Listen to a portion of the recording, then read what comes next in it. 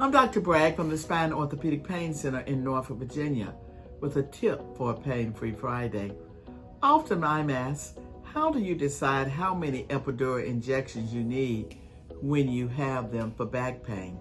An epidural injection is done when a person has pain caused maybe by a herniated disc or stenosis, anything that's going to cause a pinching of the nerve.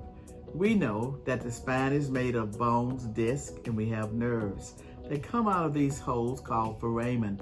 So if you're doing an injection that we call a transforaminal epidural injection, and we're going right around the nerve can come inflamed when it gets pinched by a herniated disc.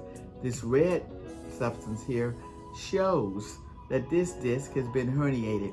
If you want to know more about herniated discs, go to my other video that talks about herniated disc.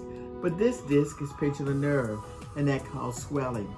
So we use a substance called a steroid, and we put it in a needle and put it right around this area so that we can decrease the pain and inflammation around the nerve.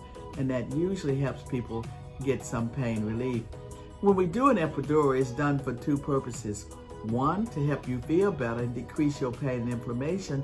And secondly, we do this x-ray guided so we know exactly where the pain is. So it helps us to be able to diagnose the problem and also gives you some therapeutic relief. So how do we decide how many? I invite you to come back next week and I'm going to answer that question. But in the meanwhile, I want you to share this video with a friend, subscribe below, and if you have any questions, comment below and I'll answer them. Now, go to my website, KnockOutPain.com, and get a free chapter from my bestseller on back pain. Now please subscribe below, and thank you for listening.